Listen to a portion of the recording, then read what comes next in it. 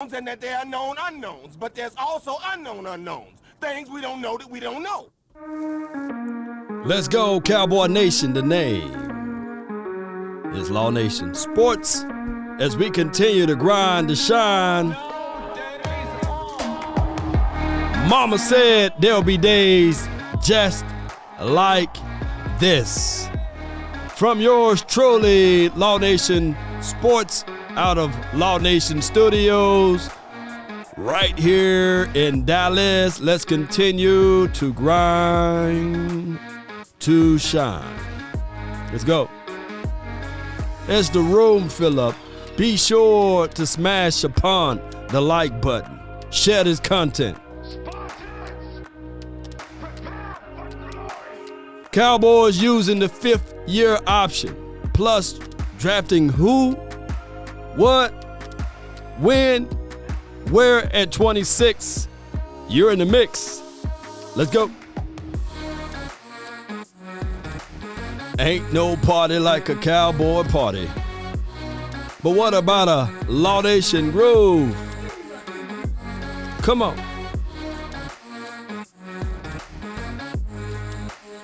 Happy Friday to you, and you over there.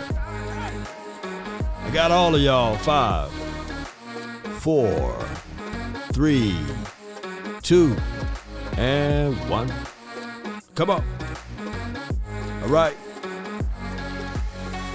It's the room fill up. You guys know what to do. Thank you all for tuning in. The name is Law Nation. Without hesitations nor deviations to the matter, let's get right to it. Last night we had the draft series of the final word, the last word of the final word, as it relates to us doing the deal together. It was great. It was wonderful. We went over a lot of things. We talked about expectations, the draft, who the Cowboys will draft, and I kind of leaned on wide receiver, right? I'm not saying that they will do that, but the tea leaves express that. And we all kind of agreed that we would love to see this guy by the name of Darnell Wright. We would love to see him anchored in on the offensive line. You hit right with him. He's 8 to 10 year guy, right? We know that if you fool around and get a tackle with nastiness and meanness on that front, it helps out 3 things on the offense. It helps out the quarterback. It helps out the running back. And it could possibly help out the wide receiver, right? You get the wide receiver, it's just going to help the quarterback if the wide receiver can play up to levels and pars and things like that. So we all kind of got that notion. If not, I'm high on Anton Harrison. You guys heard about that.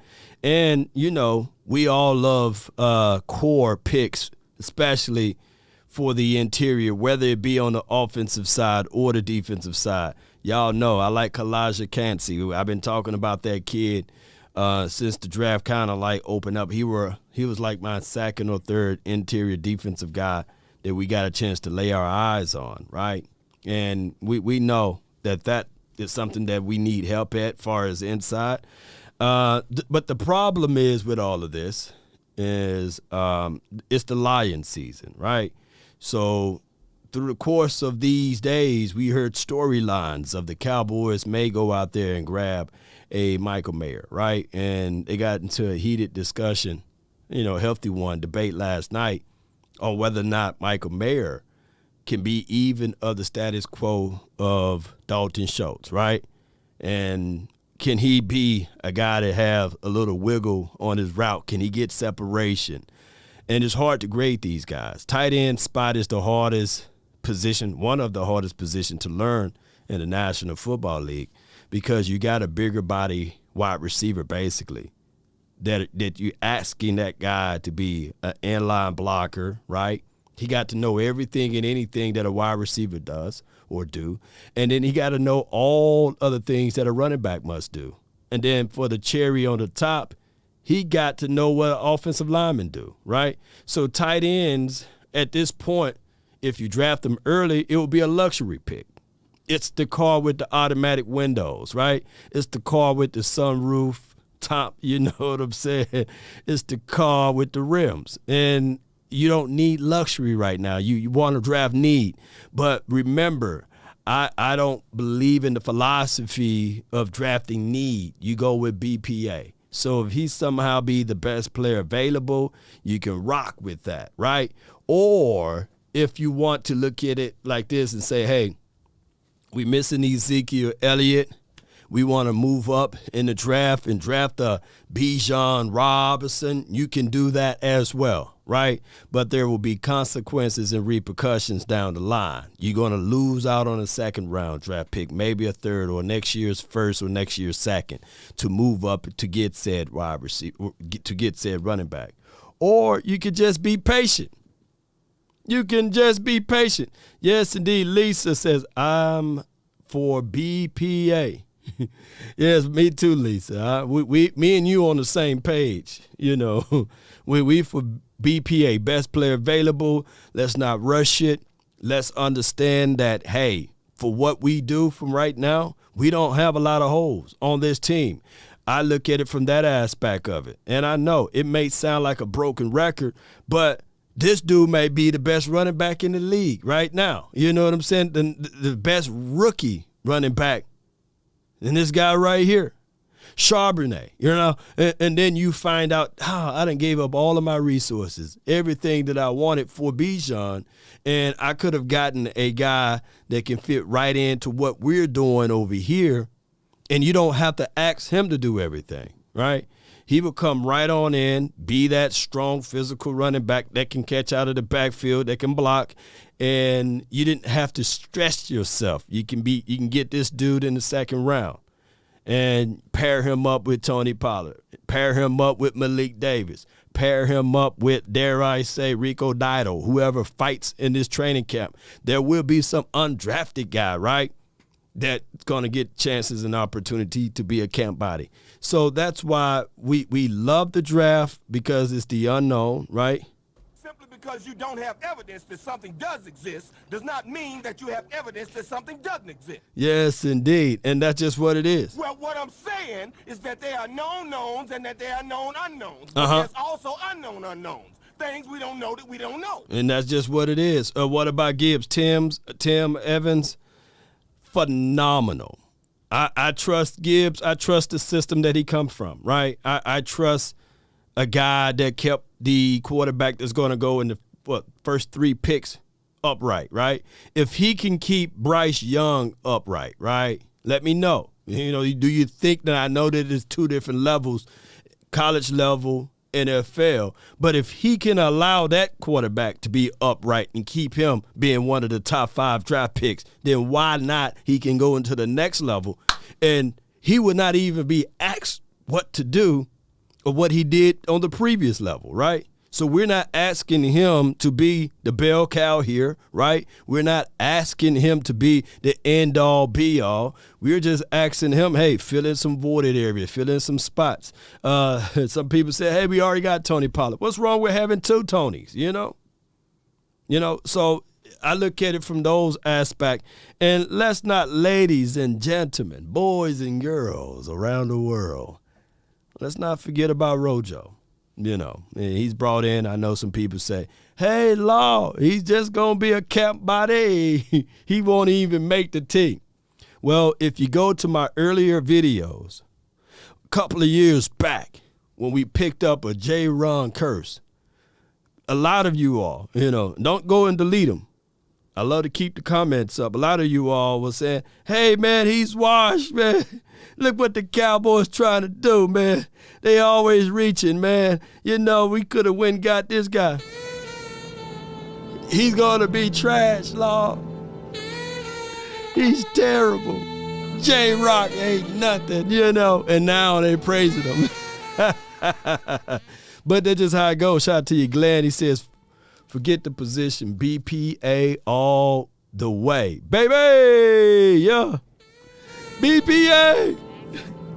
What you done pledge, man? BPA.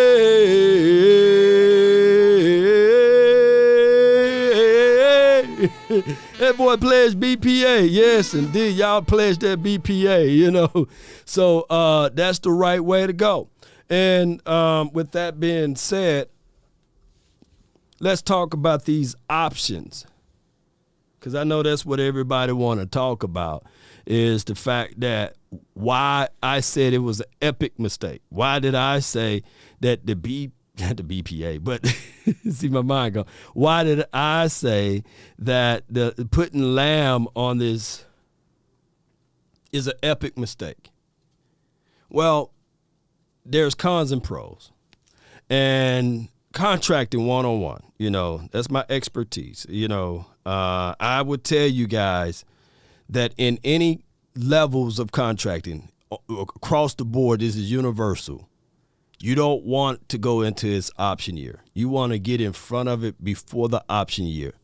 But there's one thing that I can tell you for sure, that in an option contract, regardless of it, if you having reservations, if you have doubt, if you don't have full trust in said player, then you want to see if they can do it again. You want to say, okay, all right, I want to see. And this is what it is right here.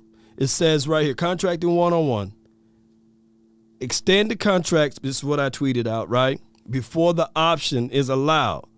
The parties to negotiations, newer terms and conditions for a longer period of time. This give you a leniency. It give you grace. It give you a little mercy. This gives both of them time to plan, to make proper decisions for the future. This help minimize uncertainty and potential disagreements. Right? And that's just the reality of it. So if you have reservations on the player, you say, okay, well, we'll let it get to this option year. We want to see it one more time. Now, granted, the Cowboys are in the pickle because you got three guys that you pretty much got to take care of. They are really gambling a little bit with Terence Steele. He signed his $4 million deal. A team can pretty much say, okay, we'll give you a second-round draft pick and plus some boatload of money. Not all teams are strapped for cash, by the way. The problem is with this is that you also have Trayvon Diggs that you got to pay. Now, the fifth-year option came about because of what his name was Sam Bradford. What was that guy's name that was drafted by the Rams? I think his name was Sam. What was his name? He got $78 million. He got $78 million his rookie year. And they said that, hey, Sam Bradford, okay, Sam Jordan, appreciate you. So Sam Bradford, he had got $78 million his rookie year, or somehow his contract was like such. An unproven commodity, well, I don't want to call these players commodities, but an unproven quarterback. Well, that's how the NFL treat them. An unproven quarterback. And some of the veteran quarterbacks were trying to get paid. But now what happened, you got now an unproven guy, right, that's getting $78 million, and the veteran guys were sitting there saying, hey, wait a minute, hold on. Wait a minute. How you expect a guy that never played a down in the National Football League, right, to get more money than me? Right? I've been here 4 or 5 years, or I've been here 6 years. My contract is up. I want Sam Bradford's money. And what happened here, the NFL, I'm just going down memory lane, the NFL said, you know what? They got smart. They got wise. But the problem was they had the right intentions. Old folks say this, there's people in hell with good intentions or the right intentions, right? No one know where people go. But, you know, that's a good saying from old folks. The NFL had great intentions or good intentions to be able to put options out there so that a team won't sink all of their money on a busted player, right? so that they can allow that player to, play their game. And then if they don't like it, if they don't like said player where they at, they got the rule of putting them on an option year, right? Spreading some of that money and making that money guaranteed money on the latter end of their contract. So, but what they didn't realize is that you can't make a rule only for quarterbacks and leave all of the other positions out in the wind or out in the cold. So they did it for all first-round draft picks, the option year. And we've seen teams exercise option years, but 9 times out of 10, those teams are teams that have reservations on their player. And I think Ezekiel Elliott, well known for the Cowboys utilizing the option year for his contract, and I think there's another guy, Chase Young, I believe. Those are the only 2 well-known guys. But everybody else, reservation time. And why? Because the option contract, all of the money is guaranteed. It's a baby version of the franchise tag, whereas that money is not prorated and spread it out. And it's a big cap hit right then and there when you can just go ahead and extend the guy and absorb some of that money. We just seen and witnessed $255 million going to Jalen Hurts, and he only counts $5 million against the cap for this season, and next season another $5 million. So it could be possible, but you got to cash flow it. Razor says if we're completely wiped out at 26, including Gibbs, and tight end is BPA.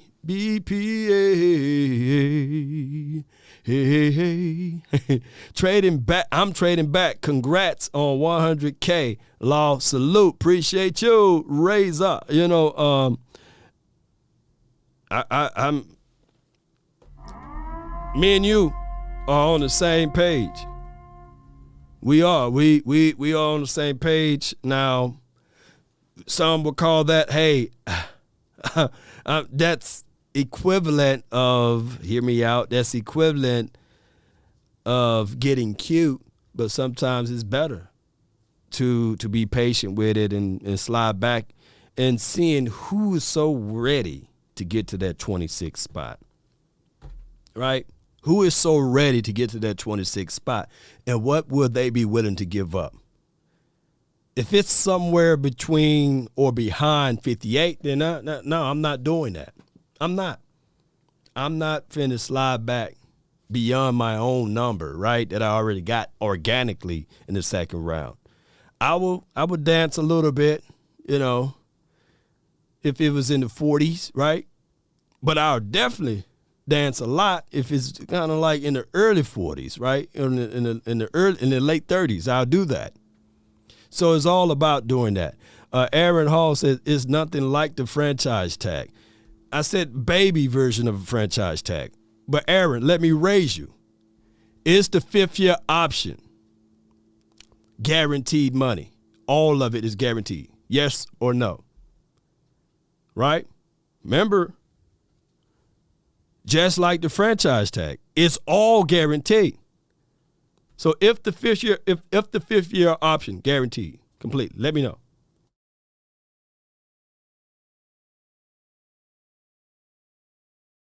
Let me know. So remember what I said before. A Toyota Camry looks just like the Toyota Lexus. Same thing, different results. So when somebody says similar, doesn't mean that it's the same. Those are 2 different definitions. Similar and same are 2 different definitions. But the guaranteed for a 5th-year option is there. Now, can you rip up, dare I say, the option and extend from there? Yes, you can.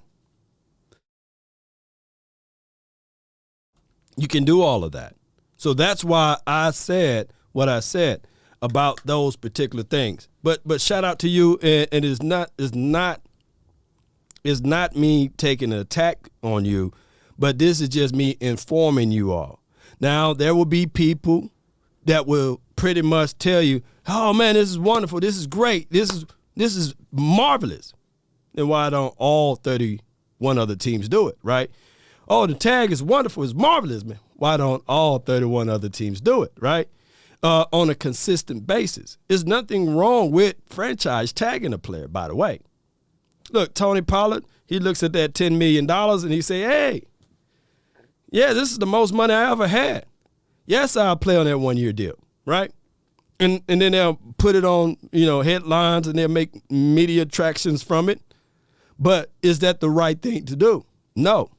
There's nothing wrong with eating ice cream, right? But if you eat it every day, there's going to be some repercussions. You got to eat a well-balanced meal, right? So you got to make sure that what you're doing with your team is a healthy choice, right? It's all of those things that put together that makes the team win.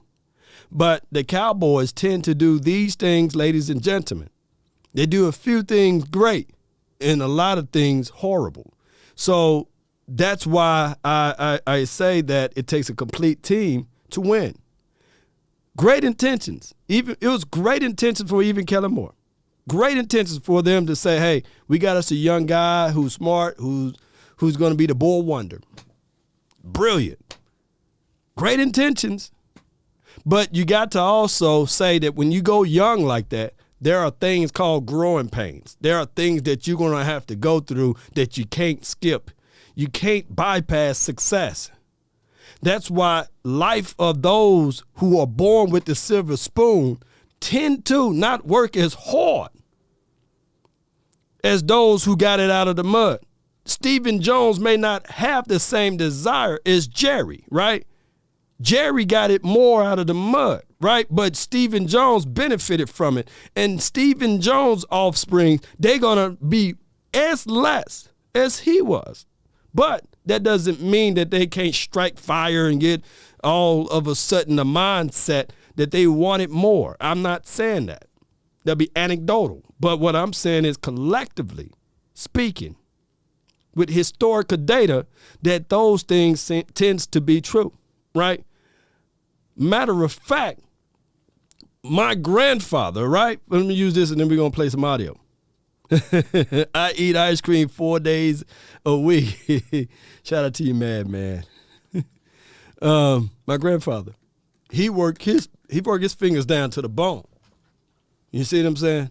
They don't make those men like that anymore. That they cut 2 or 3 yards with a push lawnmower before you were motorized, right? So they don't make those kinds of caliber guys anymore, right? The guy that can just say, okay, I can do it all. I can climb up on the roof, lay shingles and sheetrocks, and I can do it all, right? So it's just thinking and from a different perspective and understanding that, yeah, he might have had sweat that much and pour upon some of the information and knowledge that he gave us, but we don't have to work as hard, right? And the easier part about it is that we were motivated to say, hey, grandpa, man, with a 2nd grade education, shoot, he was making it this far. Boy, we could take some of that and some of the principles and evaluate that and excel ourselves even more, right? But neither here nor there. Let's go to some of the audio because I wouldn't have time to break it all down, but y'all get what I'm saying, right? Collectively, Maybe the positions that are not impacted as much by a lower score?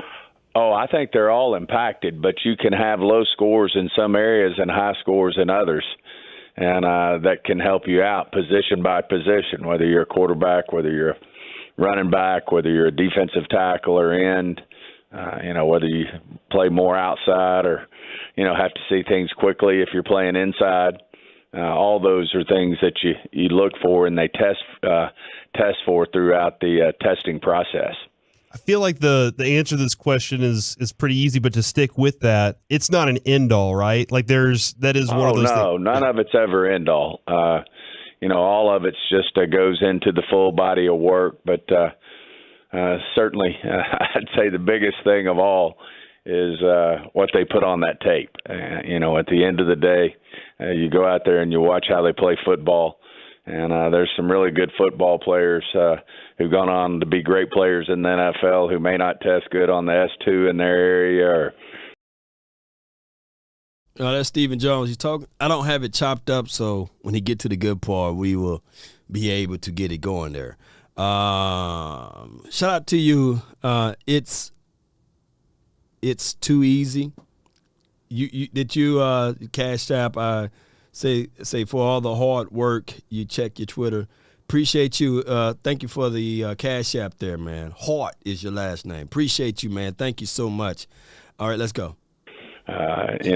May have this area where they're light in, but they go on and they overcome it, and they're just great football players. So, no doubt. Brandon Tillman says, "Bro, that's disrespectful. That's what I do." In what capacity? Are you a lawn man, or are you a guy that lays sheetrock and shingles? Let me know in the chat, and I'm gonna put you on free game right quick. Let me know which one you do. Let me see. Let me know. Hold on. We'll wait because I want to extend an olive branch out there.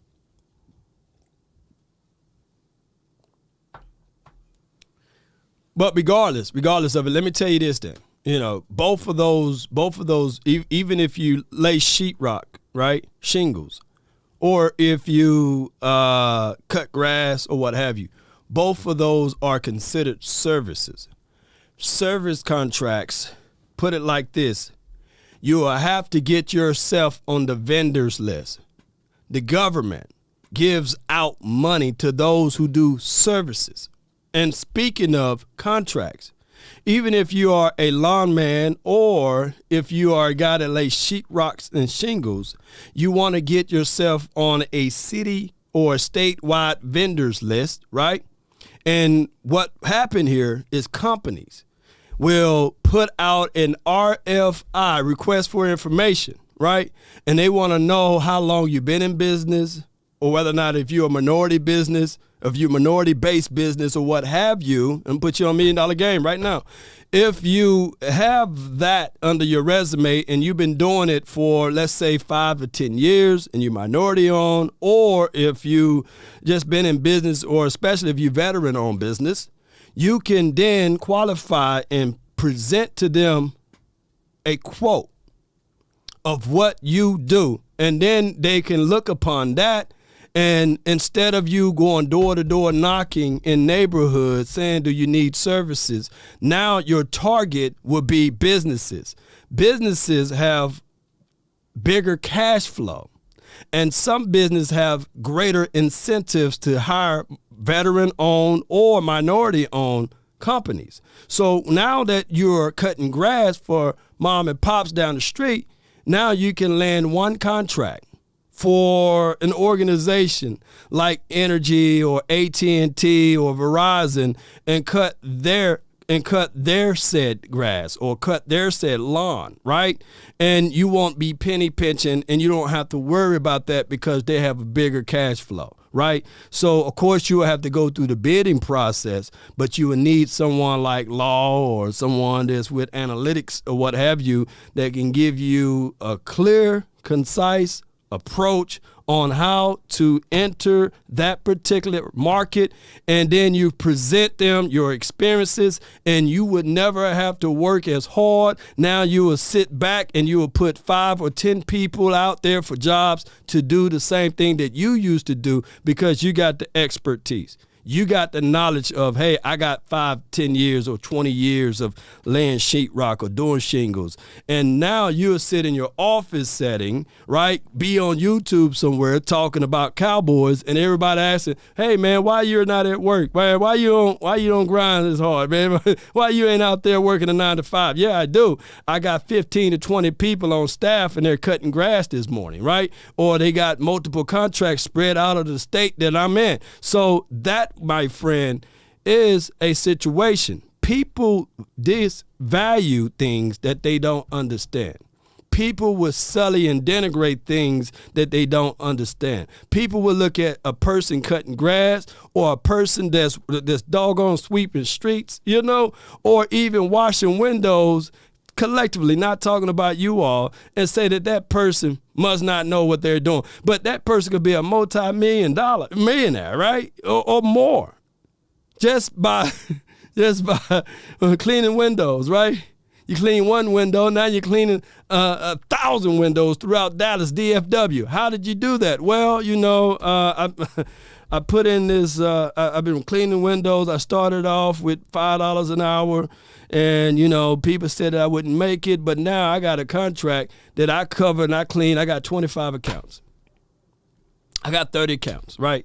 Those are the things that people fail to realize. It's not about what you do, it's how you do what you do and learn from it, right? And figure that part out and then get back to the bag, because the things that you know and the things that you understood and learned is pretty much valuable resources that Stephen Jones may not know, or that the guy that runs and operate the bank may not know. So that's how this can all work. But neither here nor there. Let's go, and I appreciate you, and I hope now that you say, man, dog, law wasn't even being disrespectful. Law was being educational. All right, Jay, and how you say that, man? Is it jangly echoes? It says, is it greedy for me to want a dynasty? I don't want just one Super Bowl. I want to make history. Just pay CeeDee Lamb already. Well,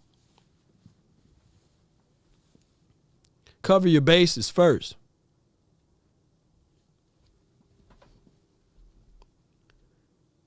It's codes to life. Be successful at a few things. I'll make you ruler over many things, basically.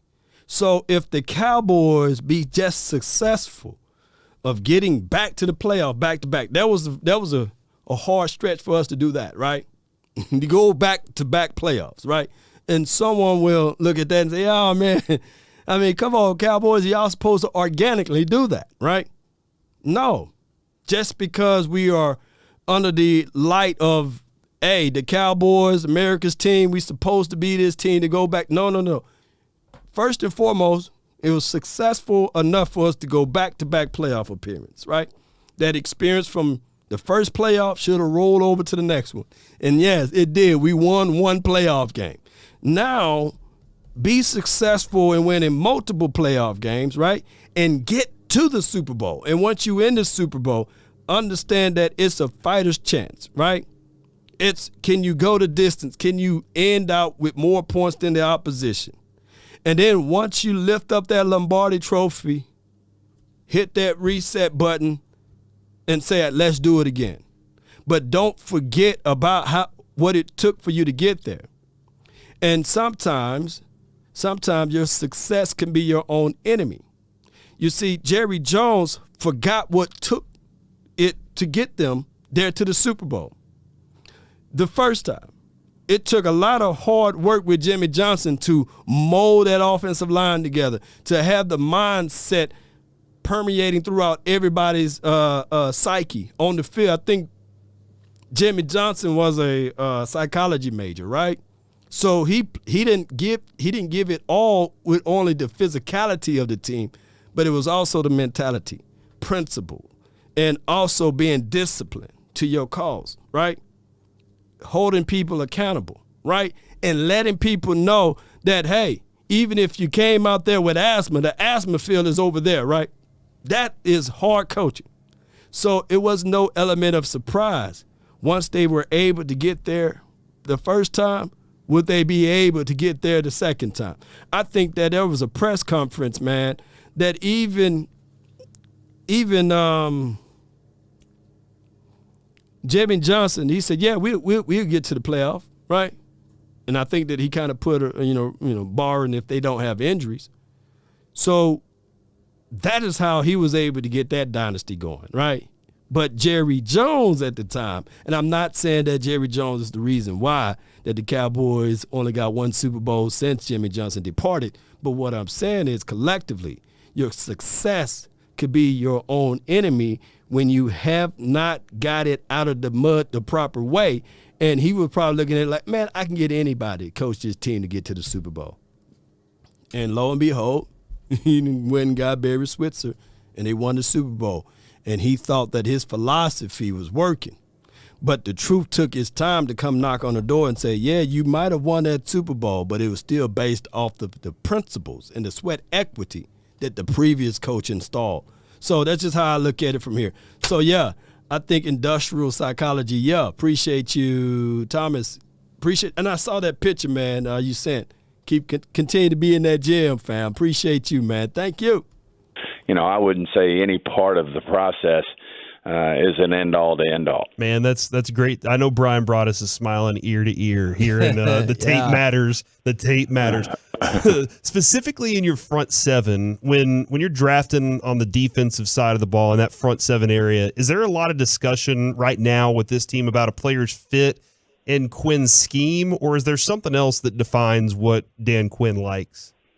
No, I think it's, everybody, there's different players who fit, there's different schemes. And what may not be a fit in our scheme and we may not have on our draft board may be a player that's in somebody else's, second, third, fourth round. And they would be in our second, third, or fourth round too if we were running a different scheme. And Rod Marinelli ran a different scheme than Dan. Mm-hmm. And even though Dan started out in Seattle with a lot of similar philosophies, to what Rod did when he was in Seattle. But, these guys evolve, and certainly Dan did. I know, we were out talking to Shanahan, or one of Shanahan's friends in the media, and, of course, he had worked with Dan there in Atlanta.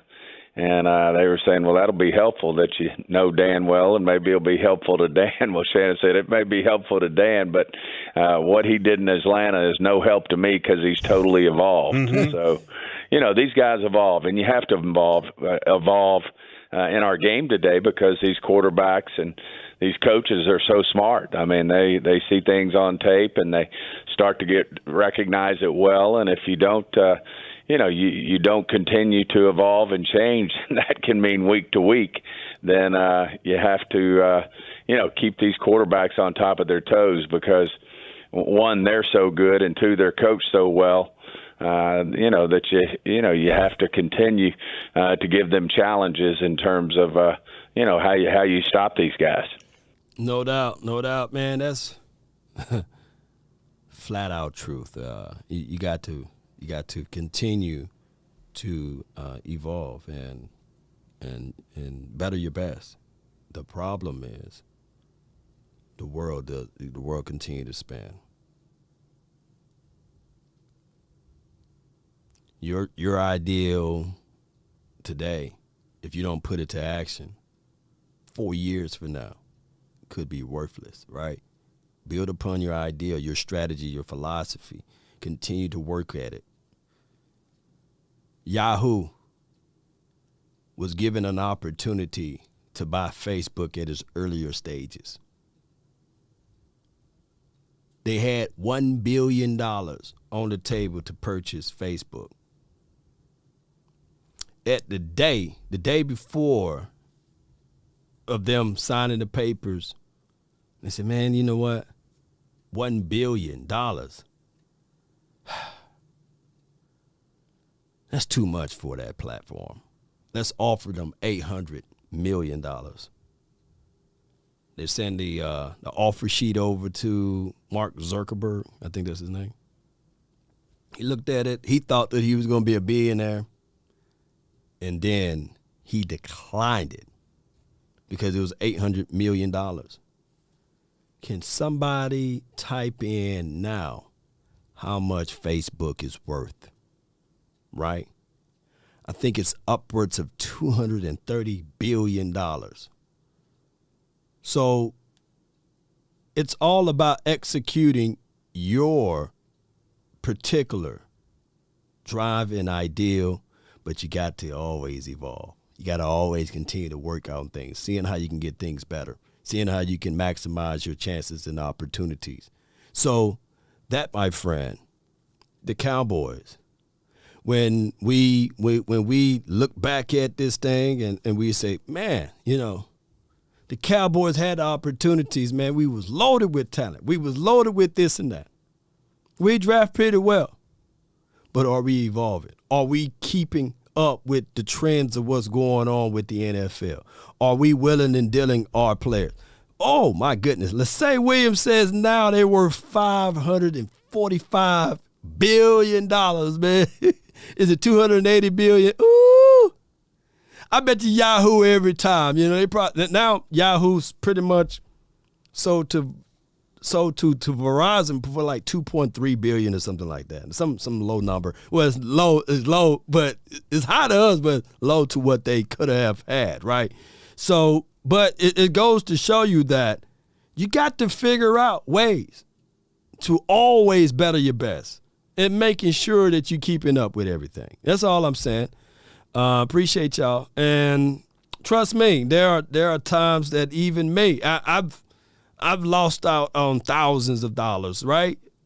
But it's the ideal that I'm continue to push. I continue to figure out new ways, evolving. So if y'all all of a sudden see one day with Law Nation with just a side face right here like this, you know what I'm saying? Here's some breaking news. Law Nation now partner with X, Y, and Z.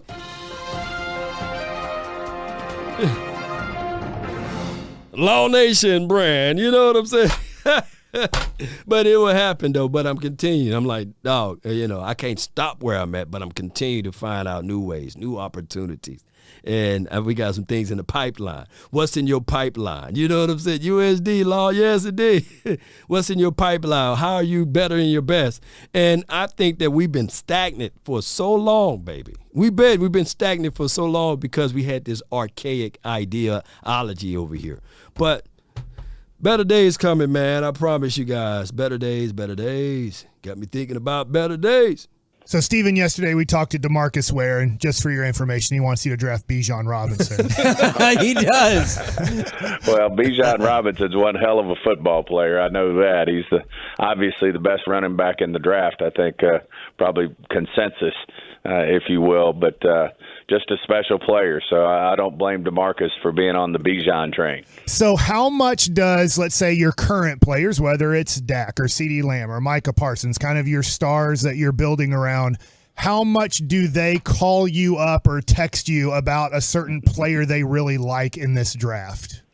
You know, they don't call me up. I would say in general, most guys are pretty good like that. Now, I think obviously some of them are talking. And by the way, and a lot of times we'll call up a player, Damone Clark, and say, tell us about these 3 or 4 LSU guys you played defense with, and what were they like, and would you want them to be your teammate again, and just general questions like that. So a lot of times they're a great source in terms of especially the guys who just came out and played with some of these guys. They're a great source to say, hey, what were they like as a teammate? Would you want them back? Would you want to play with them? Those are all important things, and you take that into an account as well, because most of the time it's hard for these young men not to root for former teammates, things of that nature. But it can be very useful and helpful. But I wouldn't say that Dak's knocking down Will's door, or my door, or Jerry's door, McCarthy's door, saying, hey, take this guy. If he's asked, he'd certainly give an opinion.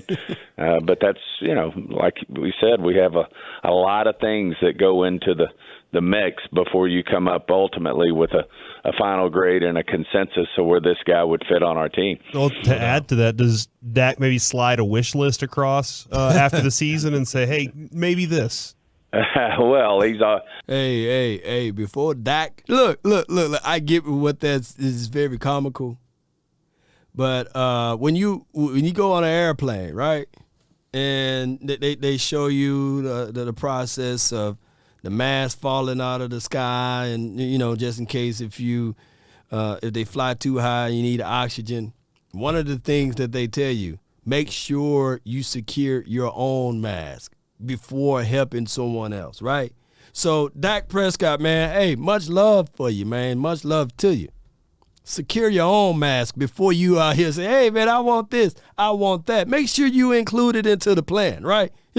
Because what you declare and decreeing that you want, it may not be applicable to you, right? I'm just saying this in general. Secure your own mask. He got to get extended. They got to foresee some things for him to be on this team for long stay. So he got to secure his own before he start going into the room saying, hey, I really like this guy. Oh, I really would love this guy. Now, granted, everyone should voice their opinions on who they like or what have you. But that's the reality of it, though. I'm just saying. And it could be crass. Somebody going to be like, no, Lord, Dak going to retire Cowboy. He going to be here for 15 more years. But no, just make sure that those draft guys do draftable things for themselves, and then you do and focus on what you do best, right? That's all I'm saying with this. Inputs are valuable, but make sure that you are secured first before you have any input, because you know how this goes, right? When things don't measure out right, they'll say, well, you said that you wanted him, right? and I go back and forth with my little ones with that all the time. Girl, you said you wanted it. You said that you wanted it. Now you better eat it all. And then they try to be very crafty and spread it out. Like, no, you need to eat it all. You said you wanted it. Now it's time for you to eat it. Come on. Y'all know y'all been down that way before. And especially when you got two of them. One would say, hey, I don't want this set. And then the other one would say, yeah, I want that set. And I'm trying to give them both the same set. And I don't want it. I don't want it. I don't want it. Then we get back home, and now you trying to play with the set. No, you said you didn't want it. You said you didn't want it. Yeah, y'all know what I'm talking about, right? Y'all know how it goes. And that's the same with the Eagles, right? Eagles, Cowboys suck. I see you, Neil. See, I was trying to be nice to them Eagle fans. You see, it always that one or two bird. Come on, birds, always one or two. Go get that bird. You know what I'm saying? See, now we got to shoot the bird down. You see, they wanted all of the attention. They've been talking all of this attention about the Cowboys trash and the Cowboys suck. But when actuality, if they'd have took care of business like they supposed to be, then they would have been the ones with 4 Super Bowl rings. Because I think they 1-4, or they could have had 5 Super Bowl rings. But now every time you have an argument or a nice debate about the Eagles, they want to remind you that, hey, they like to put time frames on their success. They will say, well, since 2000, we have been in more Super Bowls or playoff games than you are. But yes, if that's the case in the scenario, then how come you don't have more than 1 ring, right? Well, why you only got 1? Shouldn't you be passing up the Washington team by now at least? So it goes to show you that you never see someone or anyone that got more than you talk about you, right? Niners fans, they come in, they equal, right? They might jump in here and there. But Steelers fans and Patriot fans, they don't even jump over here, right? They got more than us, so they don't even jump over here and talk all of that nonsense. But Eagle fans, that's on the bottom of the bowl in the NFC East, the bottom of it, they do the most talking. As you elevate, the humble you get, right? They say humility with dignity. Well, the Eagles don't have that. So as you notice, Giant fans, they don't talk all of that. The Washington team, you may have 1 or 2, but you don't see those boys talking. But you see a lot of Eagles talking, You see a lot because they want, technically, if you put them in a room, closed room without the cameras or anything, they want to be us, right? Yeah, so it's never been a situation and scenario that people that have the most talk the most bad about the person that have the least, right? But it's always the people that have the least talk about the person that have the most. I can't make this stuff up. But shout out to you, man. Shout out to you. You went all the way to the Super Bowl, and we got a chance to see y'all lose in HD. I've never seen us lose in HD, though. So talk about that, But shout out to y'all. I mean, the quarterback obviously has a great feel for your team, and he might talk in general. Here it'd be great if we could, add some help in this area or that area. But he's, in general, most of these players don't volunteer it. You usually have to go to them, and that's inclusive of Dak. and just say, hey, what do you think if we were, thinking about a Cooks? How do you think he'd help our football team? And he'd have an opinion on that if you were to ask him.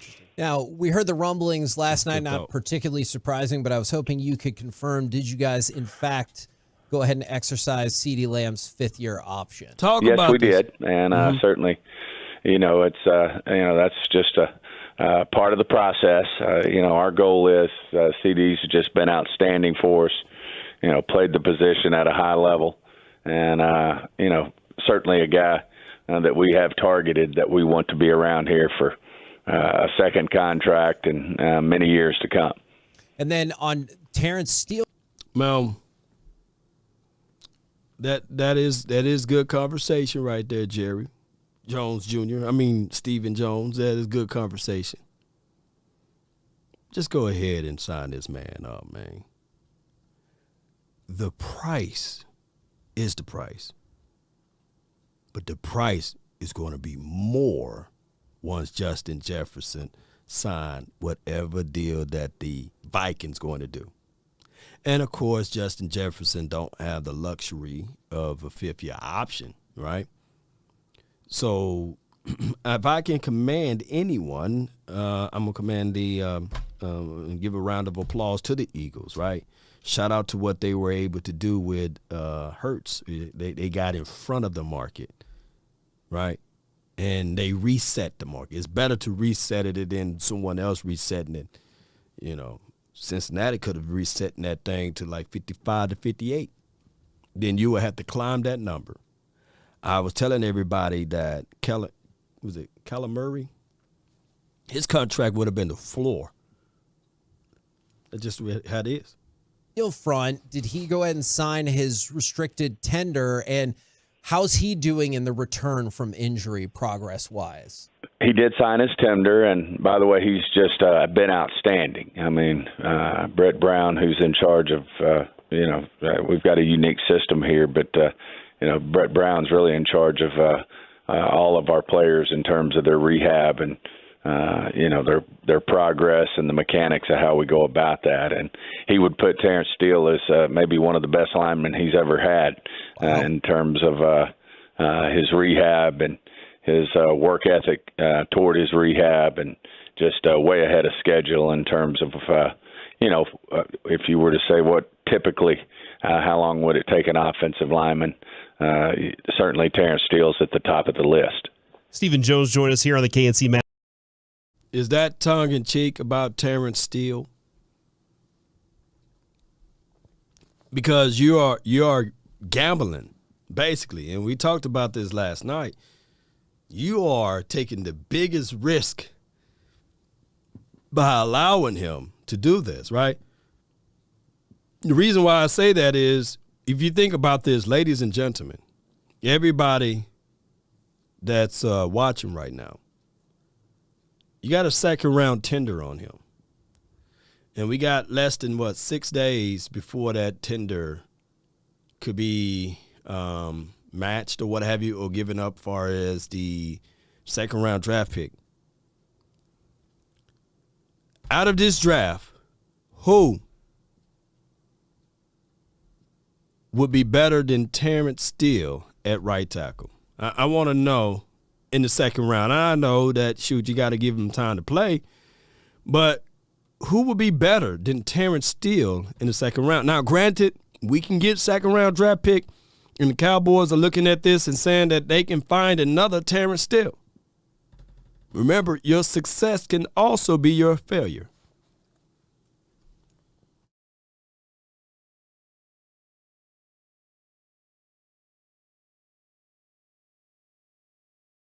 Masterpiece on 105.3 The Fan, and the Bijan Robinson. He does.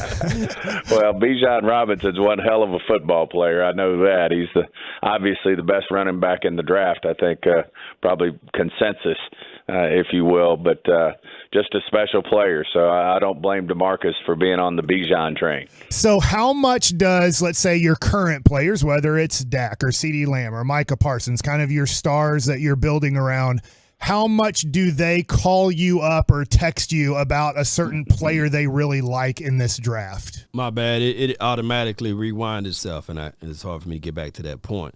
But nobody. So Michael Lockhart said nobody. So I will be looking at phone calls the day after day one and saying, okay, all right, well, we'll take that deal, and they're shopping basically Terence Steele, and they gave him a boatload of praises right there, and that's just the reality of it.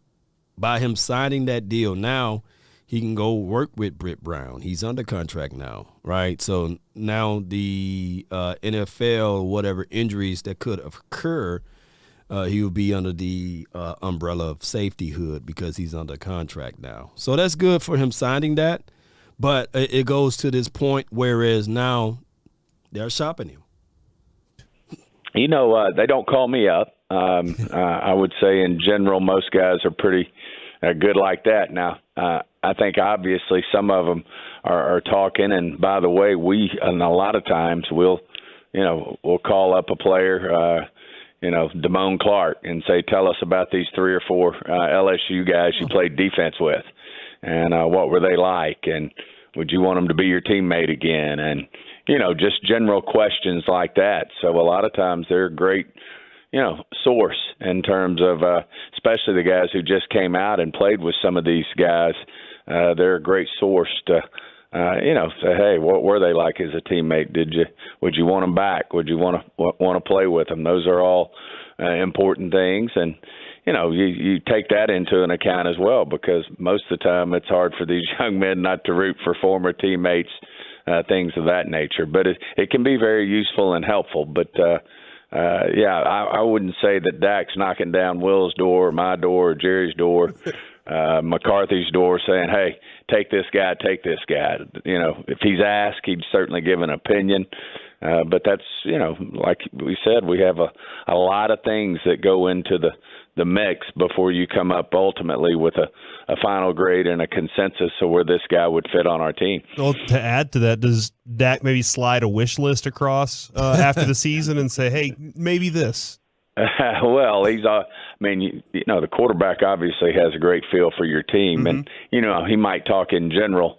Here it'd be great if we could, add some help in this area or that area. But he's, in general, most of these players don't volunteer it. You usually have to go to them, and that's inclusive of Dak, and just say, hey, what do you think if we were, thinking about a Cooks? How do you think he'd help our football team? And he'd have an opinion on that if you were to ask him. Now, we heard the rumblings last night, not particularly surprising, but I was hoping you could confirm, did you guys, in fact, go ahead and exercise CeeDee Lamb's 5th-year option? Yes, we did, and certainly, it's that's just a part of the process. Our goal is CeeDee's just been outstanding for us. Played the position at a high level, and certainly a guy that we have targeted that we want to be around here for a second contract and many years to come. And then on Terence Steele front, did he go ahead and sign his restricted tender? And how's he doing in the return from injury progress-wise? He did sign his tender, and by the way, he's just been outstanding.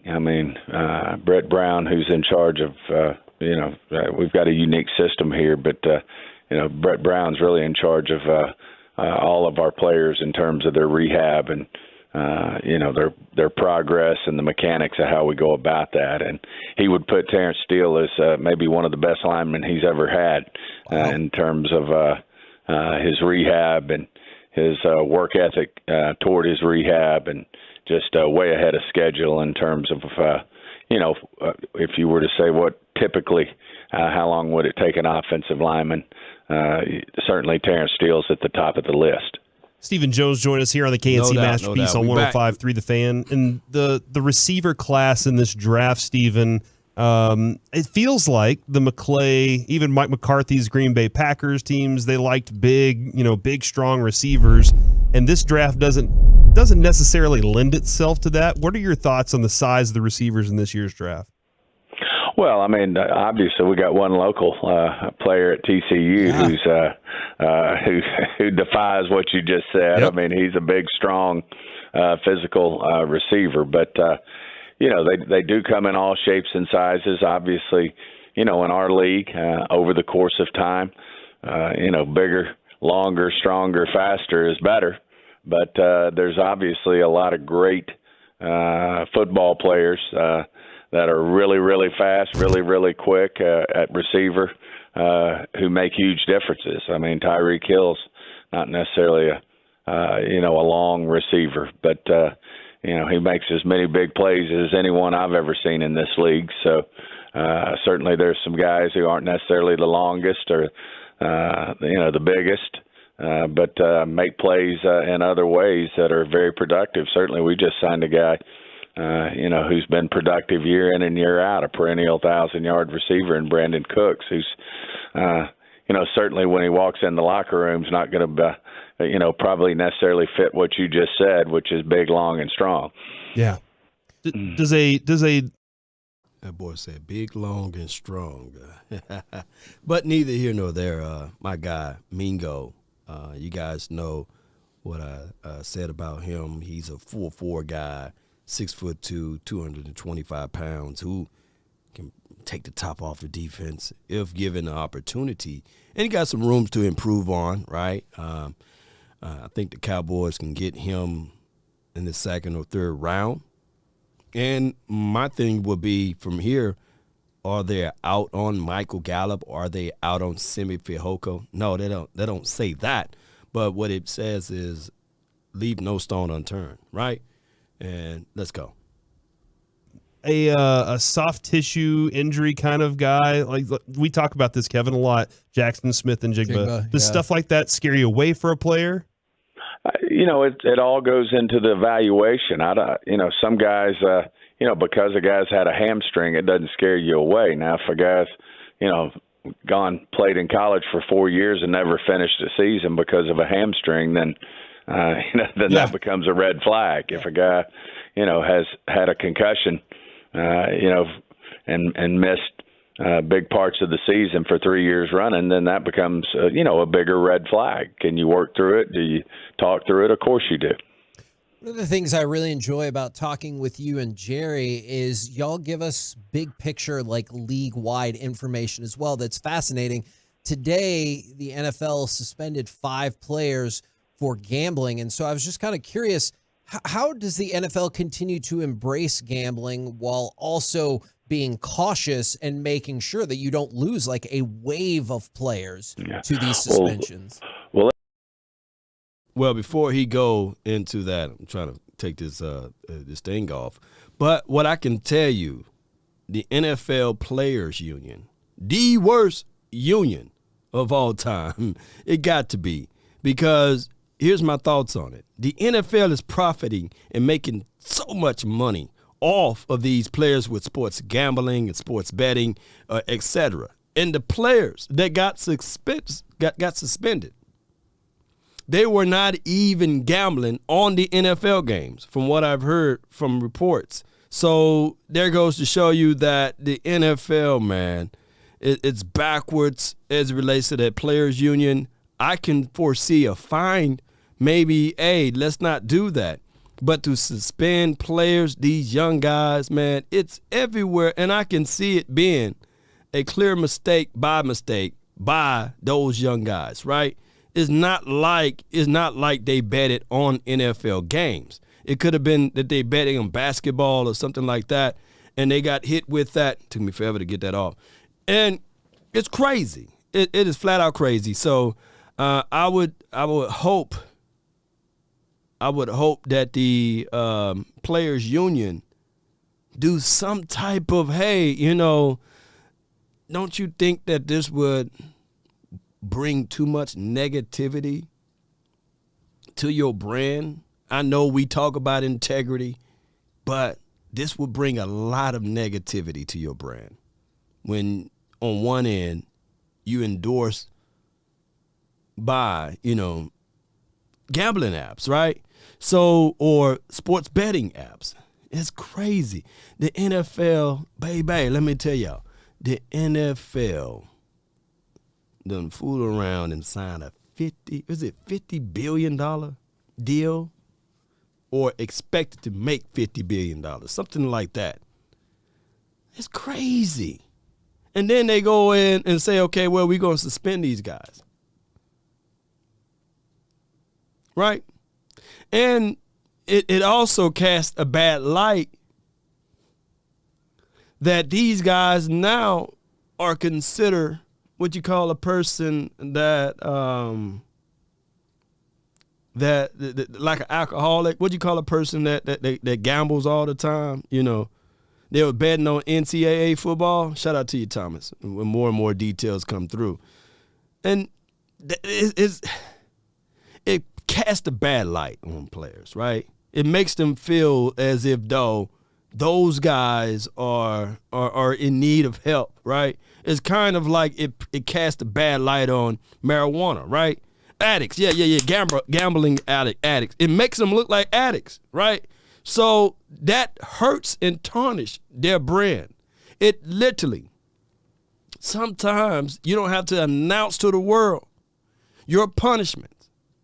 And my thing is the NFL did that with the plants over pills. And technically,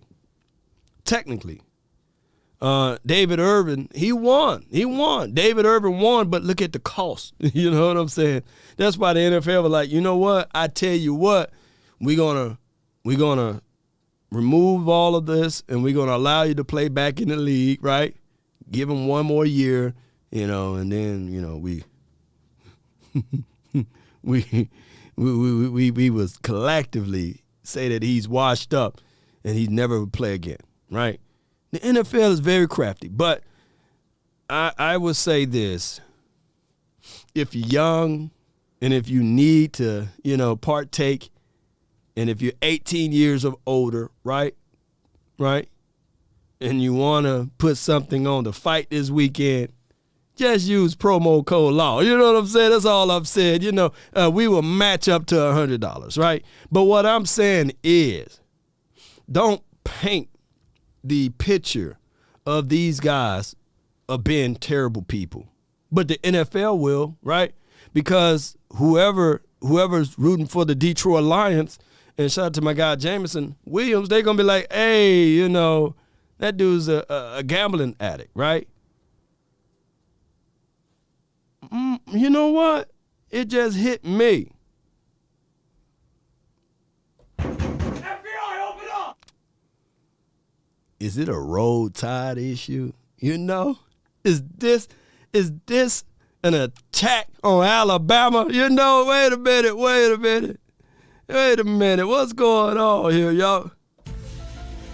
Could they be the only people, NFL hate to be wrong, casino, anyone?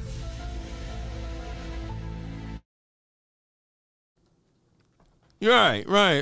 Is that what it is? Jameson Williams was one of the players that's suspended. And was the other guy, Calvin Ridley, did he play for the same college?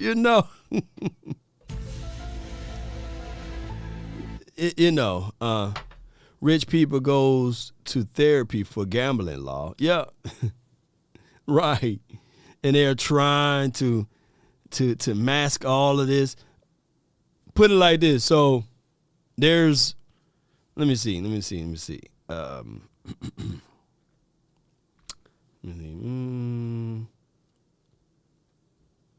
see. It's 32 teams, right? So there's 53 times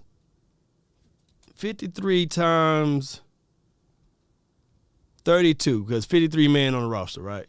32 teams. That's 1,696 players.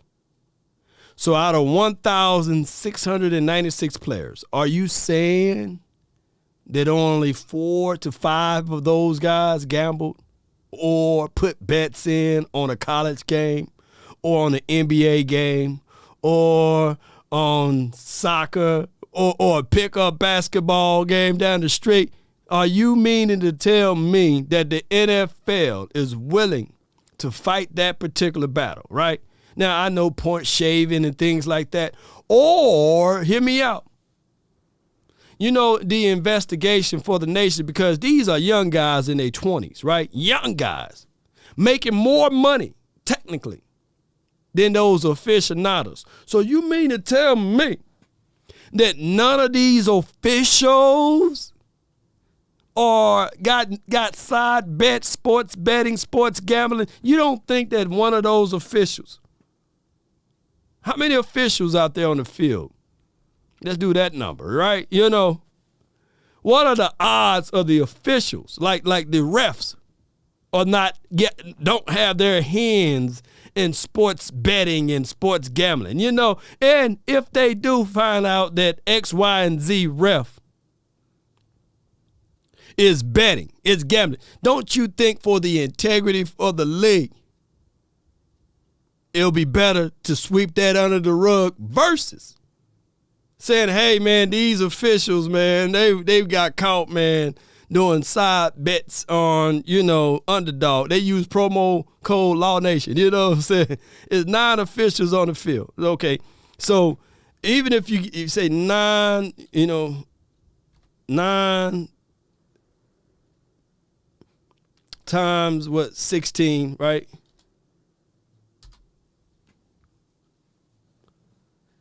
Because you can't do 9 times 32 because we play each other, right? So you mean to tell me that 144 officials every single Sunday, that all of them are with the utmost integrity, that I know some of them are judges, lawyers, or whatever they may do on the side. So it's 7 officials on the field, whatever that number may be, by the way. So you mean to tell me that none of those guys got underdog, DraftKings, side betting, parlaying, and they ain't going to the boxing. They ain't saying, hey, man, I think that Tank Davis can knock him out in 6 and the 7th. You know what I'm saying? I'm going to put about $300 or I'm going to put $1,000 on that, right? You mean to tell me those officials don't do that? Or any of those football players are not going to do that this weekend? You know what I'm saying? Or you meaning to tell me that the owner's not doing this? Come on, man. Stop being a hypocrite, NFL. Let those boys play. Find them. Don't suspend that guy for 6 games.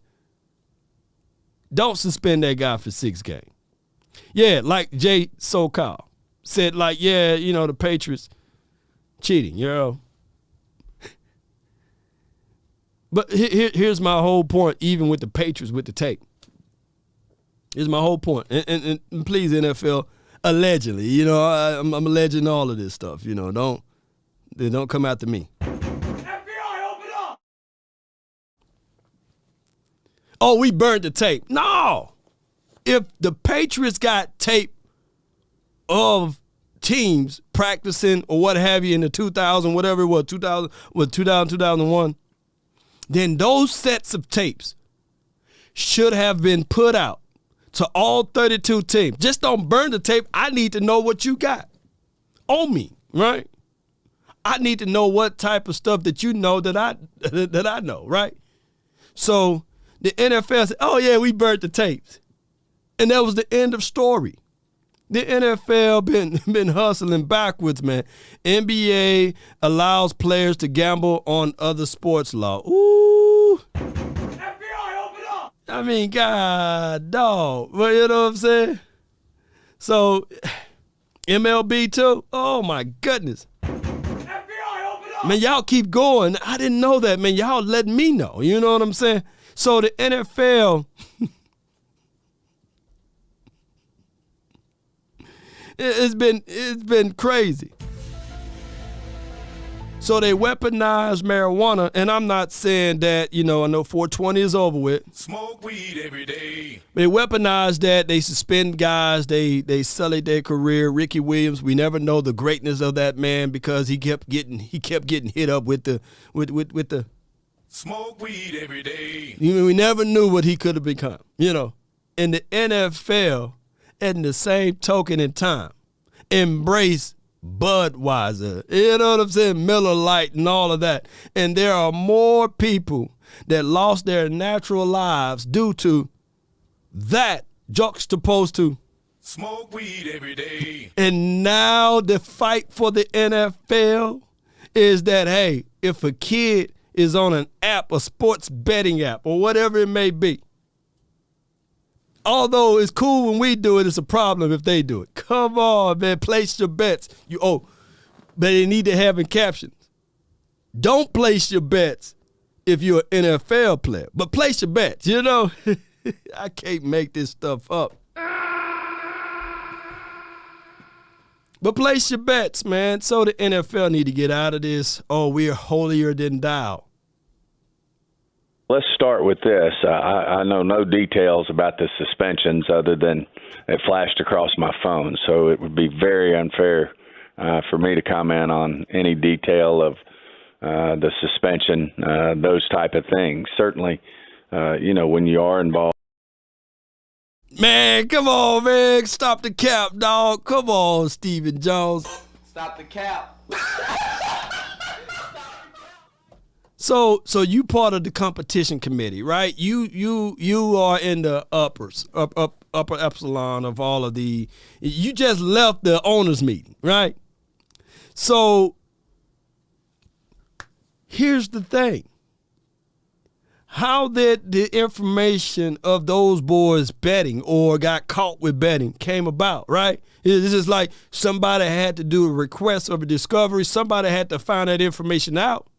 So you just finding out this at real time, just like everybody else, there goes to show you that the NFL Players Union need to be stronger.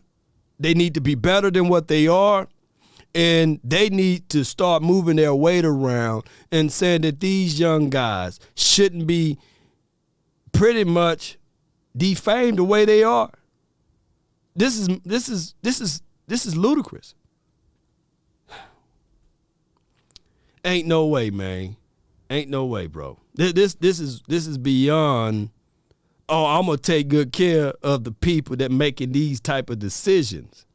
When in actuality, you could be next, and I'm gonna knock on some wood. All I'm saying is the ruling, I get it, what Pete Rose did back in the days and all of this stuff. You don't want people point shaving. You don't want people betting on the game. And you want to keep the integrity of the game all the same. But how about this? How about this? Don't promote it. Don't promote it. That's the reality of it.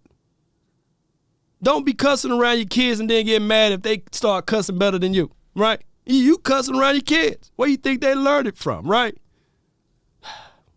Involved in, and as the league is, and in sports gambling, you certainly, you want the integrity to be through the roof, and certainly, as part of playing in this league, part of being an owner, a manager, an employee for an NFL football team. When it comes to, I know where we come down on sports gambling, then that becomes, that becomes where the red line gets real bright. And but like I said, it'd be very unfair for me to comment because I know nothing about these latest. I don't know nothing about this, man. Hey, look, I know how this goes. Hey, we saw one, I ain't going to say a player name. We saw one of your players betting. Now, we can make it go away if you just slide us $6-7 million. You know what I'm saying? And that's how I promise you, this is a money grab on a higher level, man. Hey, man, we because it's 1,600 and something players in the league. I promise you, hey, we caught him. Now, this Joe Burrows, we didn't call Joe Burrows, man. So how much money you say? $8 million make it go away? Yeah. Matter of fact, that Joe Burrow, we make it $10 million. He'll go away. All right, Joe Burrow's never gambled, man. He never betted on that. No, okay, it's going away now. Allegedly, Oh, okay, he's gone. Okay, yeah. Certain players, Jameson Williams, he didn't play last year that much. He's still a rookie technically. Suspensions, but certainly when you do have sports gambling involved, then it's always been an issue that it's part of what you give up when you play in the NFL. Certainly when you play college football, you can't be involved in sports books, sports gambling, things of that nature. And that's regardless of if it's at the facility, at your house, wherever. You cannot sports gamble if you're in the NFL. That's it. Okay. That's what I was curious about. Thank you. But you can't. Man, that's the biggest. That is the biggest hypocrite move of all time, man.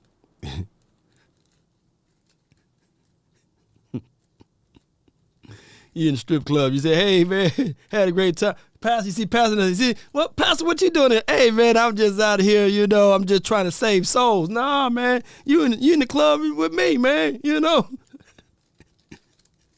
God know my heart, you know what I'm saying? What you gonna be preaching on Sunday? You know what I'm saying? Man, come on, man. The NFL is crazy, man. It's flat out crazy, y'all. I can't make this stuff up, man. Oh, we this is brought to you by DraftKings. Oh, we got a special guest today, Michael Parsons. Come on, man. Terrence Short said he was laying hands. Man, it is crazy. Maybe that's what it is. Yeah, shout out to y'all. Man, it's crazy, man, how the NFL would sully this. They would sully their own. It's something about a competitive edge, and that's just what it is. That's just what it is.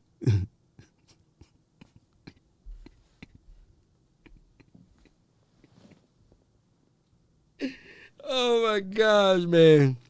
2 communion shots from the pastor over there to the lady in the pink. You know what I mean?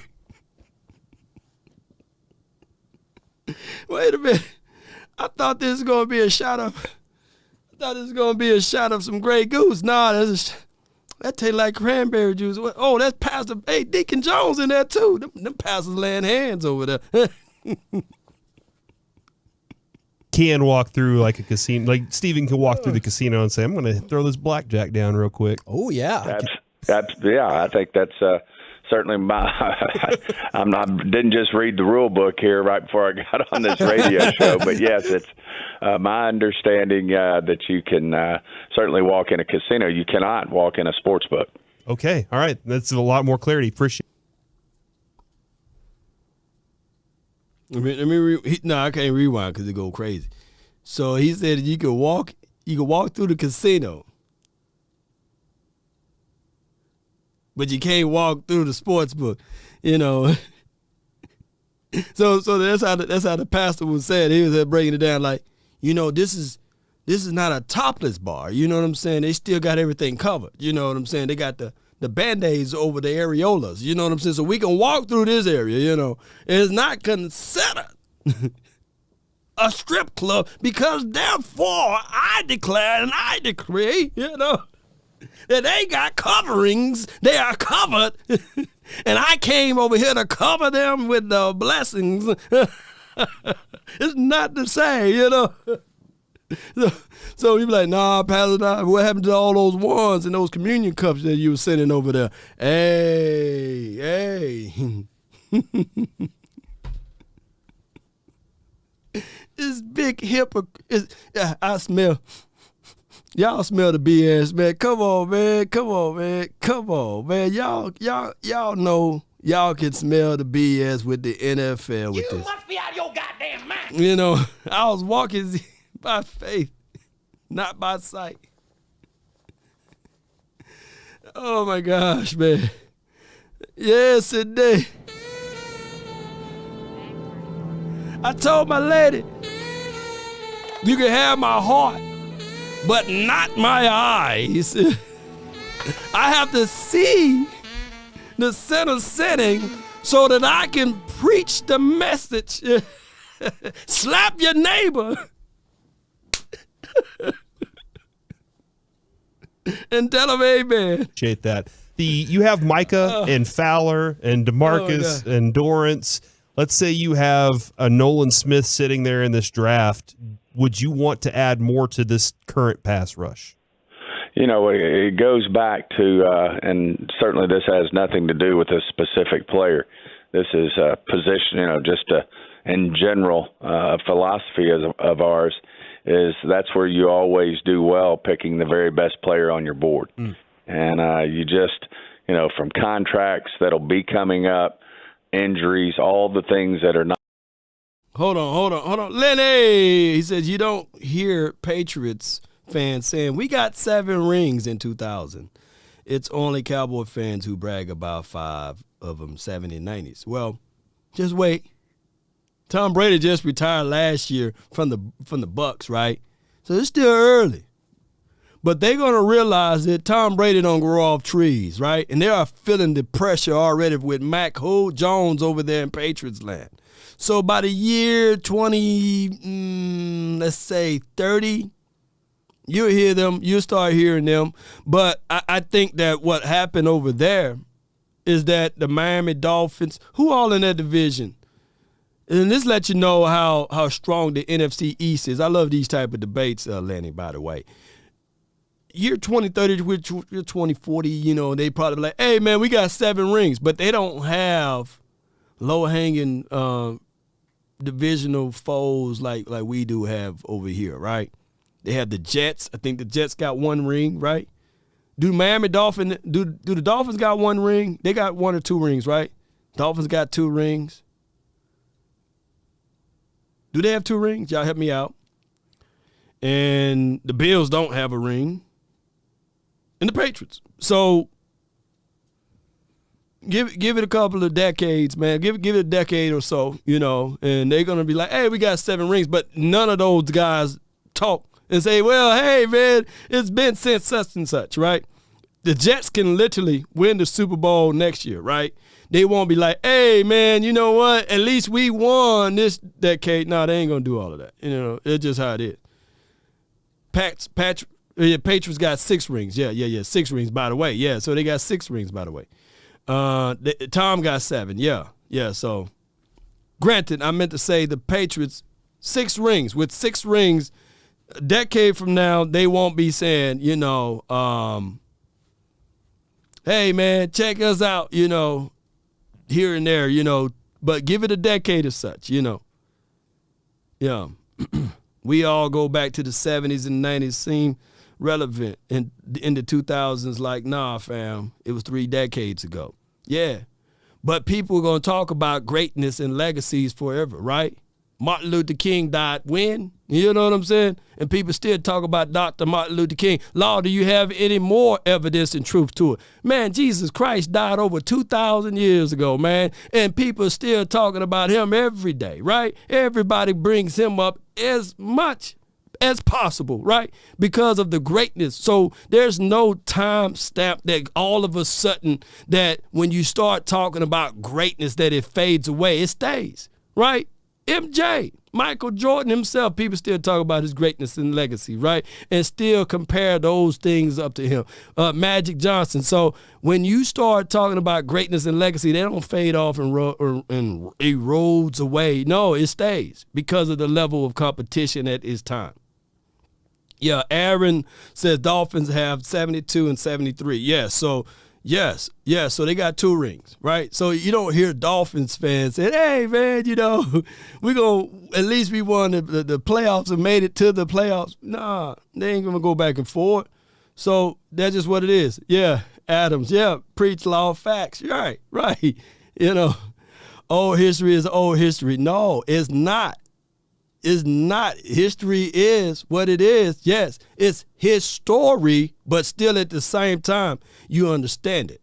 and you know where you come from if you know it, right? So it is what it. You look, bro. Just give it up, man. You know what I'm saying? There's a reason why people follow me and not you. You know what I'm saying? And I hate to use that high card on you, but that's just the reality of it, right? Nobody's going to look up. Let me go look up Lenny. You know what I'm saying? And see what he's talking about. No, they want to hear facts and tangible information.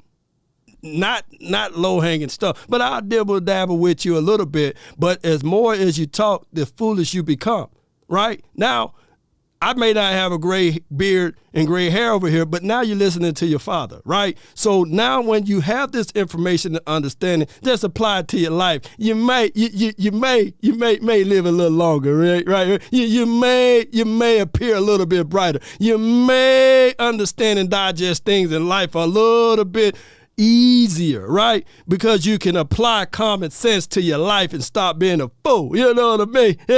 So I won't have to tell you to lean forward and give you a good old butt whooping like your daddy should have. You know what I'm saying? And I'm doing it to you now. Go get out of here, man.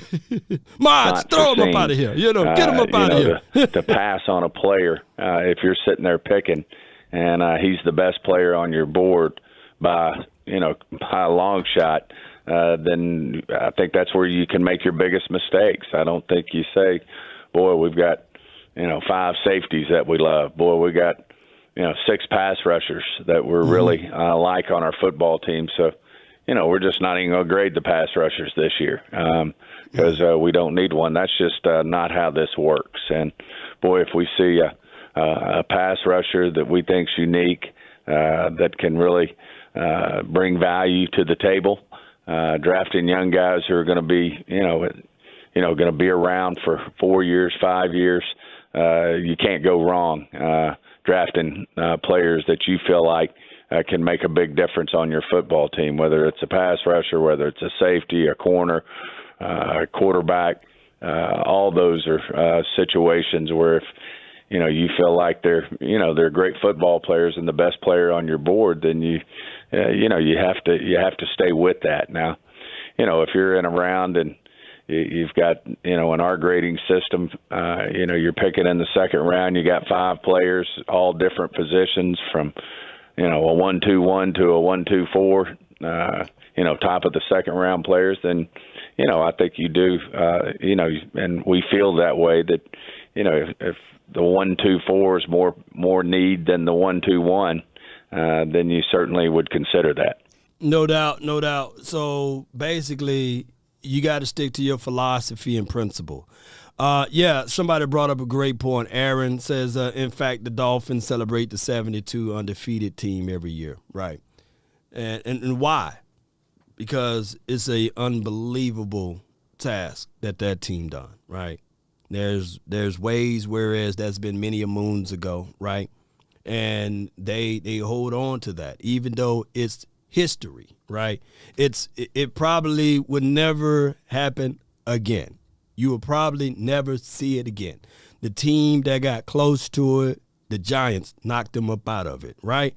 And shout out to the Giants for doing that, right? They probably pop the champagne bottles and celebrate just like everyone else that support and root for the Dolphins. Even though they got 2 rings, they will go back to say, hey, your team may be better in X, Y, and Z, but in 19 of 72, what we are doing, that record still stand tall to this day. And yes, this is what we have done. So yes, there's ways that you can always look upon that. And there are ways that they can probably always lean on the fact that, hey, they was undefeated and no other team was able to do that tall task of going the distance that they did, right? And truth be told, everything happens within reasons. Everything happened within reasons. One can argue that Dan Marino, and this happened, of course, way before Dan Marino, his rookie year, I think was it his rookie year or his sophomore year or his second year, took the team to the Super Bowl and lost. But he was considered the best quarterback ever. You know what I'm saying? At that time of coming out of pits or what have you, doing all of the things that he did far as a quarterback with an arm or what have you, all of the talent measurable that he will be the next great, but never got a chance to get that team back to the Super Bowl. So even going to the Super Bowl, for the Eagle fans that's out there that's saying that that's a very noble thing, that's a very honorable thing, you're right. You're right. It's a hard task to be the best team out of your conference to get to the Super Bowl. That's the name of the game. But also we can all contextualize it that getting there is only half the battle. Winning it is the battle. And you will be always measured upon the things that you win, not on the things that you lost. I can get there for 30 years consecutive, but if I don't lift up that Lombardi trophy, it don't mean a hill of beans, right? We've seen that. We understand that. And those are the truths of it, ladies and gentlemen. As we depart on this beautiful, beautiful Friday, if I offended anyone, charge it to my head, not my heart. I don't mean to be so blunt with you all like that. But a little later on tonight, call in. Post me your thoughts. Post me your concerns. It will be me and my dog Okoye, my brother, the twin maker. We'll be live at 8 o'clock Central Texas time, right? Talking about Cowboys. He's a Niner guy. And most importantly, we'll be talking about the fight that's going to happen this weekend. You got Tank Davis versus Ryan Garcia. One, 5'10", the other 5'5". One got a reach of 72, the other 67. One can argue, one can flat out and argue that Ryan Garcia, he should fight a little bit more before giving the grace and the chance to fight Tank. Can he take the hit? Ryan is quick. Got that slip hook that's really nice, right? If he can connect with it. But I saw what Luke Campbell did to Ryan. You know what I'm saying? He got him down on the ground. Now Ryan ultimately beat him, right? These two guys undefeated, both of them. I think Tank was 28-0, Ryan 23-0. We'll find out. We'll find out. I think if it goes the distance, and this is a prelude into the show tonight, I think Ryan wins. But I also look at Tank Davis, and he's going to have to do what he did to Rolly. You know what I'm saying? He's going to have to hit him up. He can't go the distance with him. So we'll find out a little later on tomorrow who's going to ultimately win. But if you like boxing, tune in tonight. If you like a little sports all together, tune in tonight too. We're going to be talking about various things. Brought to you by the Jan app too, by the way. The information will be in the description box. Y'all jump on in. Also, Law Nation has partnered with Power Hands. We will be giving away some unbelievable merch and unbelievable Power Hands product. Both boxers use Power Hand products, by the way. So I can't wait to display that information once they give me the green light on which ones they're going to give away. And right now we're in talks of that right now. And I really appreciate Power Hands. And I thank Jan App for being sponsors for tonight's show and for the draft show. I appreciate both of them. But write these things down. When you're up against your struggles, meet it squarely, face to face, lift your chin, set your shoulders, plant your feet, and take a brace. When it's vain to try to dodge it, do the best that you can do. You may fall, you may conquer, see it through. Black may be the clouds about you and your future may seem grim, but don't let your nerve desert you. Keep yourself, ladies and gentlemen, in fighting trim. Terrence Short says, Ryan Garcia's best chances to win is in the beginning of the fight. In the beginning. In the beginning. Boy, you know good and well Tank ain't gonna be gone in the first round though. I think Ryan Garcia's best chance is 12. He gotta survive 12. That's what's Ryan Garcia's best chance. But we'll talk more technicalities and everything Orthodox versus Southpaw. So we'll fight. We'll talk about all that. But if you can keep your head when all about you are losing theirs and blaming it on you, if you can trust yourself when all men doubt you, but make allowance for their doubting too, if you can wait and not be tired by waiting or lied about, don't deal in lies or hate it and yet give way to hating, and don't look too good nor talk too wise, baby.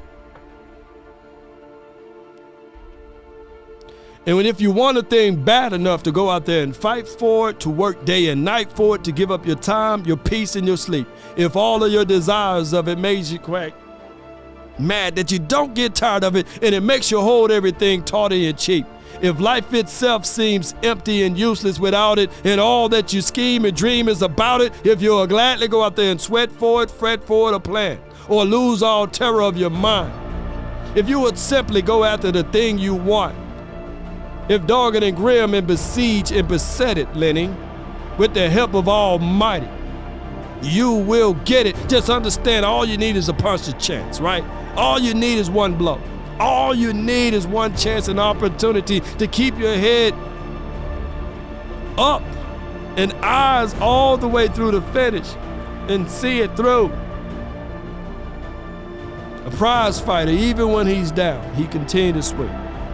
He continued to make it happen one way or another. That's been my time.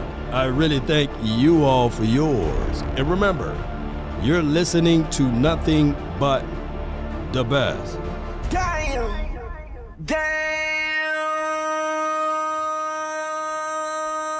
Let's go. Give me my theme music. Let's get it. Come on.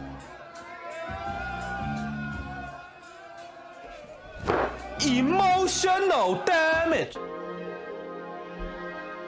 Yeah, I just wanna run it up. Can we check or something? I've been really in the field, let up. Yeah, I've been really in the field, let her rush, I let her feel. Lately, I just wanna run it up. Don't need no deals, I make the deal. Have a ticket to a meal. Lately, I just wanna run it up. Yeah, kinda check a song. Lately, I just wanna run it up. Count that too, count it up, yeah. Count it up. Lately, I just wanna run it up. Need them ones, I need them fives, need them tens, I need that change. To the safe, got blues inside. Greens and pinks, it's all the same. I still save and roll my change. Take some losses when I play, charge it to the game. I'm with L, yeah, I'm with T Black, I'm with Reverend now. I'm with Bay, yeah, I'm with Jay, yeah, I'm with Chuck and now. Still the same, not switching sides, now it's about loyalty. You switch sides off for the bag, and that's worth more to me. I mix Nike with designer, I experiment. You just rock what's on the shelf, and I'm not feeling it. Search for the one, but baby girl, it's nothing real as this. Can't trust a soul, I keep a hammer, call it too legit. I've been really in the field, let her rush, I let her feel. Lately, I just wanna run it up. Don't need no deals, I make the deal. Have a ticket to a meal. Lately, I just wanna run it up. Yeah, kinda check a song. Lately, I just wanna run it up. Count that too, count it up, count it up. Lately, I just wanna run it up. Yeah, I just be off the dome. I never own no chrome. Too many foes and codes. Yeah. I be at home alone. I be in zones alone. I be on road alone. Yeah, I've been really in the field. Let her rush, I let her feel. Lately, I just wanna run it up.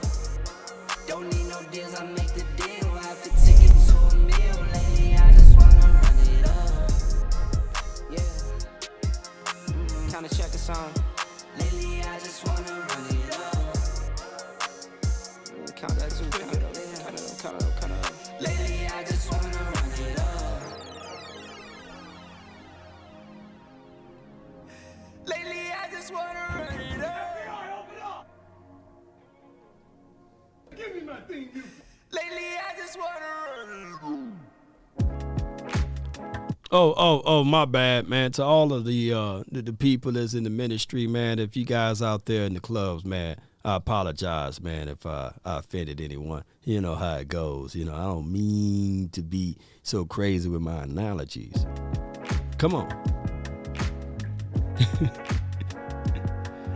All right. Hey, they just doing the Lord's work, you know. Come on. Shout out to you, Gina with the J. Appreciate you. Izzy. Salute to you, Lene, man. I ain't mean to come at you like that. I ain't know you was 23. My bad. Stargazer. Appreciate you. Dallas Cowboy hard hitter. Yeah. You know, the hardest thing is when you are in a fight, right? Like I was in a fight on Twitter. And the hardest thing is to fight your own plus fight the opposing forces. That's the hardest thing. Like Washington fans, Giant fans, they really ain't gonna say much. But it's be those Eagles fans. They just love the silver and blue. They just love it. They love to talk. It don't matter what I post, you'll see some bird droppings in the chat area, right? In the comments. And I'm like, come on. And then you expect us not to respond, right?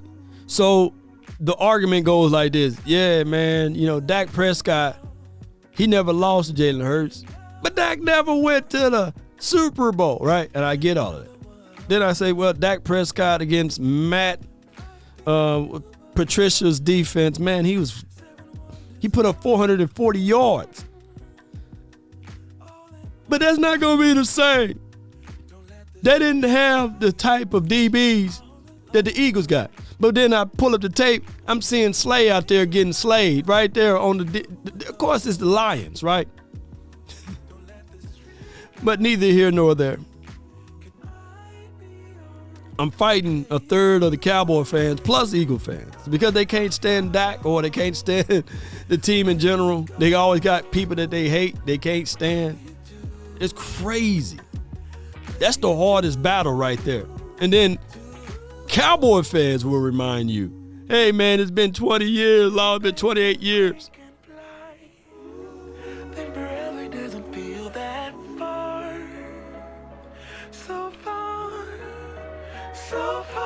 Shout out to you, Thomas. Greg Berry.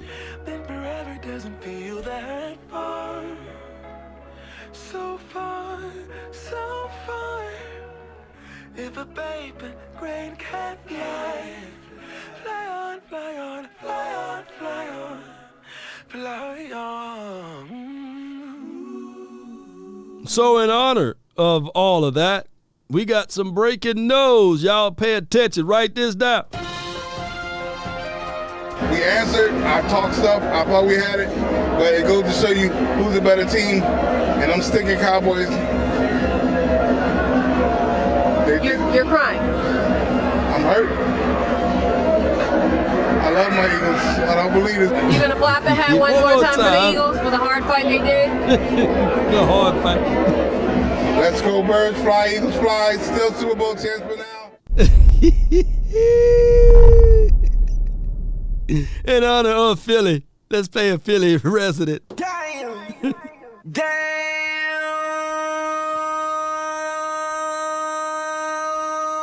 Whoa.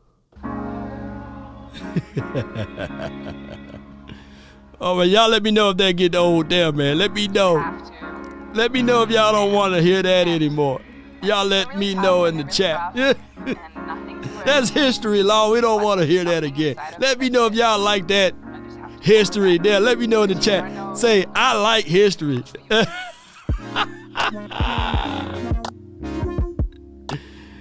It never get old. Come on, man. I thought it'd get old.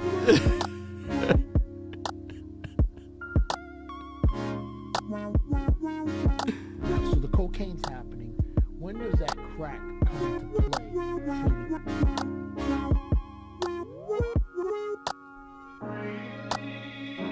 That would never not be funny. It It could be the year 2045. You know what I'm saying? Hey, Law, before you go, Law, man, can you play that breaking news sound one more time? Yes. And then she gonna be like, yes. Can you flap the hat one more time, Bunty? You crying. It could be the year 2066.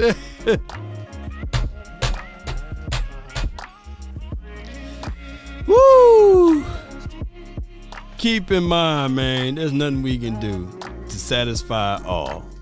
But we can all laugh about it, though. No doubt.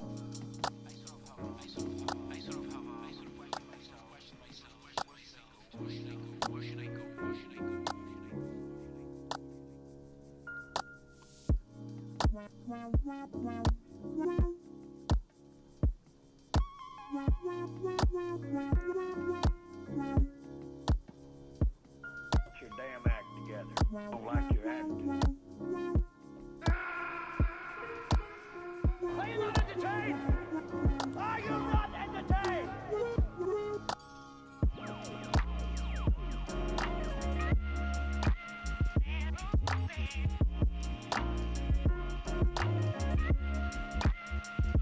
You know what? As we take a deeper look into this photo, notice what color the bald-headed man got at the bottom of the screen. You know what I'm saying? I'm going to have to put like a helmet, an Eagles helmet on that. You know what I'm saying? Like an Eagles apparel. He got the Eagles colors there. You know what I'm saying? And the guy with the hat, that could be considered a Cowboys hat, right? You say that's just what it is. Yeah.